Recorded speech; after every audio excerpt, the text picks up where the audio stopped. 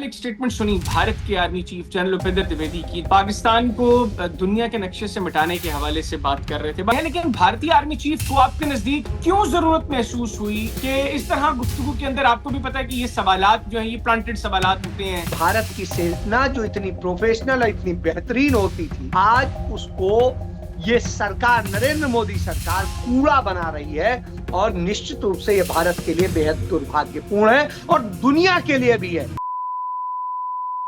बिस्मिल्लाहिर्रहमानिर्रहीम, अस्सलाम वालेकुम व्यूअर्स, मैं हूं हैदर हयात खान। व्यूअर्स, हमने कल एक स्टेटमेंट सुनी भारत के army chief general Upendra Dwivedi की, जो पाकिस्तान को दुनिया के नक्शे से मिटाने के हवाले से बात कर रहे थे। बहरहाल आईएसपीआर ने बड़ा मजबूत जवाब उनको दिया है, लेकिन बुनियादी सवाल ये है कि क्यों भारत की मिलिट्री लीडरशिप को इस तरह की स्टेटमेंट्स देना पड़ रही है, जहां एक जानब आरएसएस के जनरल सेक्रेटरी बात कर रहे हैं कि अमन होना चाहिए, जहां एक जानब former Indian army chief general Manoj Naravane ये बात कर रहे हैं कि people to people contact establish होना चाहिए, डायलॉग होना चाहिए दोनों ममालिक के दरमियान, जहां पर फॉर्मर रॉ चीफ एएस दौलत की बात कर रहे हैं कि भारत पाकिस्तान को शिकस्त नहीं दे सकता, भारत ने कोशिश की पाकिस्तान को तोड़ने की, भारत पाकिस्तान को नहीं तोड़ सकता, तो चीजें बेहतर अंदाज में आगे बढ़नी चाहिए। वहां जनरल उपेंद्र द्विवेदी इस तरह की स्टेटमेंट्स दे रहे हैं। क्या ये सर्व कर रहे हैं मोदी गवर्नमेंट के उस नैरेटिव को जो उनको बहरहाल डोमेस्टिक कंजम्पशन के लिए जिसकी जरूरत रहती है? अब प्रोग्राम में इस पर गुफ्तगू करेंगे और इसके लिए भारत से सीनियर सहाफी अजय शुक्ला ने हमें ज्वाइन किया है। फॉर्मर एडिटर है इंडिया न्यूज के, करंटली जो है वो द प्रिंसिपल इंडिया को हेड कर रहे हैं, उसके एडिटर हैं। अजय भाई, बहुत शुक्रिया आपका, आपके प्रोग्राम के लिए वक्त निकाला। कैसे हैं आप? खैरियत से? ठीक ठाक हैं? बिल्कुल, अल्लाह ताला की दुआएं हैं। अजय भाई, सबसे पहले तो मुझे बताइएगा, आप जो है वो बड़ा क्रिटिसाइज करते हैं इस तरह की पॉलिसीज को और आप भी डिस्करेज करते हैं, लेकिन भारतीय आर्मी चीफ को आपके नजदीक क्यों जरूरत महसूस हुई कि इस तरह गुफ्तगू के अंदर आपको भी पता है कि ये सवालात जो है ये प्लांटेड सवालात होते हैं कि जी आप हमें ऑपरेशन सिंदूर से मुतल्लिक कुछ बताएं, या पाकिस्तान अगर कुछ करेगा तो हम क्या करेंगे, फिर ऐसी स्टेटमेंट्स की जी हम जो है वो हिस्ट्री बना देंगे। क्या मकसद क्या है बुनियादी तौर पर आपके नजदीक इन स्टेटमेंट्स का? क्या ये सर्व कर रहे हैं मोदी गवर्नमेंट की उस नैरेटिव को जो एंटी पाकिस्तान और एंटी मुस्लिम, आपको पता है, आप हमने अक्सर गुफ्तगू भी की है, तो पोलिटिसाइज कर दिया इन्होंने आपकी मिलिट्री को? देखिए, मैं पहले तो एक चीज बताऊंगा, उन्होंने जिस कॉन्टेस्ट में कहा वो मसला ये था कि उनसे जो है कि वो आतंकवाद को लेकर के बात कर रहे थे, तो निश्चित रूप से आतंकवाद को लेकर के जो भी आतंकवादी कार्रवाई करे उसके लिए आप इस तरह के शब्द एक शालीनता के तहत इस्तेमाल कर सकते हैं कि जो भी आतंकवाद फैलाएगा, जो भी करेगा, तो उसको हम मुंह तोड़ जवाब देंगे या ये करेंगे या वो करेंगे, तो वो तो ठीक होता। लेकिन उन्होंने कहा इस सेंस में था, यदि इस सेंस में वो कहते इसी ढंग से जो शब्द मैंने कहे कि जो भी देश आतंकवादी गतिविधियां हमारे देश में करेगा या वो उसको करेगा, हम उसे बख्शेंगे नहीं, उसे छोड़ेंगे नहीं, ये अच्छी बात थी, मैं इसको सपोर्ट करता। और मुझे लगता है इसको आप भी सपोर्ट करेंगे कि पाकिस्तान में कोई आतंकी टेररिज्म तो है, कोई भी, इसमें तो कोई तो शक नहीं। टेररिज्म कहीं पर भी बर्दाश्त नहीं किया जाना चाहिए। कोई भी अच्छी आवाम इसको बर्दाश्त नहीं करेगी, कोई अच्छा मुल्क इसे बर्दाश्त नहीं करेगा, मेरा अपना ये मानना है। और हर संजीदा व्यक्ति भी यही कहेगा कि आतंकवाद स्वीकार्य नहीं है, जो आतंकवाद करता है उसे मुंहतोड़ जवाब दिया जाना चाहिए। ठीक है, इससे आप भी मुतमईन है? बिल्कुल बिल्कुल, इसमें तो कोई शक नहीं। अब जहां हमें आ रही है दिक्कत, दिक्कत इस पे है, उन्होंने जो शब्द कहे कि भूगोल खत्म कर देंगे, इतिहास भूगोल से मिटा देंगे। अब एक बात बताइए, क्या भारत का कानून, भारत का संविधान किसी आर्मी चीफ को यह हैसियत देता है कि वो इस तरह की बात करे, इस तरह से बयान दे? आर्मी चीफ है आप, आपको एक संजीदगी के साथ कोई बात कहनी चाहिए, तथ्यों के साथ कहनी चाहिए। यदि आप ये कह रहे हैं तो क्या भारत के सेनाध्यक्ष को यह अधिकार है कि वो युद्ध कर सके किसी देश से? क्या भारत का कॉन्स्टिट्यूशन यह इजाजत देता है कि बगैर पॉलिटिकल उसके ये हो सकता है? नहीं हो सकता। तो जब नहीं हो सकता है तो हु आर यू? किसी कंट्री का इतिहास भूगोल खत्म कर देने का राइट नहीं है। नहीं है, हर इसमें तो कोई देश शक नहीं। अपनी संप्रभुता रखता है, चाहे वो हमारा देश हो चाहे आपका देश हो। और मेरे देश के बारे में कोई बात करेगा तो भी मुझे उतनी तकलीफ होगी जितनी किसी भी दूसरे देश के बारे में इस तरह की बात करेगा, और चाहे होनी भी छोटा चाहिए, देश हो होनी भी चाहे बड़ा चाहिए। देश हो। मेरा मानना है हर कंट्री का अपना एक सम्मान होता है, एक तरीका होता है। हाँ, जहां पाकिस्तान गलत करे, आप पाकिस्तान को डोजियर दीजिए, उसको चेतावनी दीजिए कि साहब ये आप गलत कर रहे हैं और ये सबूत है, इन सबूतों को देखिए और आप एक्शन लीजिए। वो बात तो तो समझ में मैं आती है। मैं बिल्कुल आपकी बात से मुत्तफिक हूं अजय भाई, लेकिन आपने हमने चूंकि पहले भी इसको डिस्कस किया है, अब ये सिलसिला शुरू हुआ है बुनियादी तौर पर पहलगाम से। पहलगाम का हमने इसको डिस्कस किया कि ये एक फॉल्स फ्लैग था, और जिस तरीके से अमित शाह का बेटा, आपने खुद बताया कि वहां पर होटल के हवाले से लैंड एक्वायर करना चाह रहा था, फिर पाकिस्तान को लेकर 1 साल गुजर जाने के बावजूद भारत ने कोई सबूत नहीं दिए। तो बुनियादी नुकता मेरा ये है कि इस 1 साल में जो स्टेटमेंट्स हमने भारत की मिलिट्री लीडरशिप की तरफ से सुनी, इवन जनरल अनिल चौहान जो बातें करते रहे, एपी सिंह साहब जो बातें करते रहे, और अभी जनरल उपेंद्र द्विवेदी जो बातें कर रहे हैं, क्या बिल्कुल पॉलिटिसाइज कर दिया है भारत ने अपनी मिलिट्री को? और अब यस, जो मिलिट्री की प्रोफेशनलिज्म है वो खत्म होती जा रही है। यस, यही यही मैं कहना चाह रहा हूं।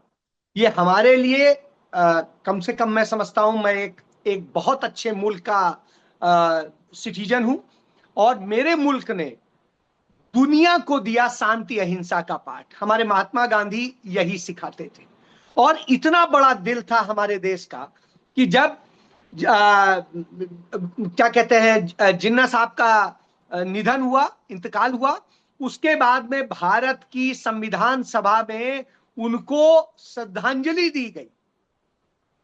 तो आप सोचिए, जब इतना मुल्क वो करता हो, इतना जिसने सम्मान दिया हो हर लीडर का, क्योंकि देश की आजादी के पहले तो हम सब एक थे, भाई ही थे। तो ठीक है, बट गए, दो भाइयों ने अपने अपने अलग घर बना लिए, जो भी कुछ कर लिया।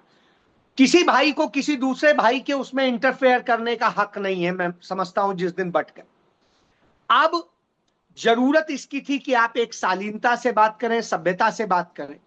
लेकिन जिस तरह से भारत की सेनाओं का इस्तेमाल किया जा रहा है पॉलिटिकल अपने एजेंडे को साधने के लिए, जिस तरह से भारत में तमाम शहीदों की लाशों पर राजनीति की जाने लगी है, जिस तरीके से एक ऐसा माहौल किया जाता है कि ये हुआ तो ऐसे है, और उसके बावजूद सबूत नहीं दिए जाते, डोजियर नहीं दिए जाते, तो ऐसे में बिल्कुल लगता है कि भारत की सेना जो इतनी प्रोफेशनल और इतनी बेहतरीन होती थी, आज उसको ये सरकार, नरेंद्र मोदी सरकार, कूड़ा बना रही है। और निश्चित रूप से ये भारत के लिए बेहद दुर्भाग्यपूर्ण है, और दुनिया के लिए भी है, क्योंकि भारत की सेना दुनिया की बड़ी सेनाओं में से एक है। तो दुनिया को हम क्या बताएंगे, क्या सिखाएंगे कि हिंदुस्तान की सेना ऐसी हो गई है कि राजनीतिक बातें होने लगी हैं, जात की बातें होने लगी हैं, धर्म की बातें होने लगी। साहब, ये दुर्भाग्यपूर्ण पहलू है, और इसको हम भी इसकी निंदा करते हैं, इस तरह की बात। अच्छा, मुझे अजय भाई ये भी बताइएगा, अभी ये स्टेटमेंट्स उस वक्त आ रही है जिस वक्त आज वही स्थिति है, आरएसएस आज भी वही खेल खेलती है। एक तरफ तो कहते हैं, दूसरी तरफ एक तरफ बोलेंगे पाकिस्तान भाई है, एक तरफ बोलेंगे अच्छे रिश्ते होने चाहिए, दूसरी तरफ इस तरह से करके लड़ाई करा के भावनाओं को भड़काने का काम करेंगे।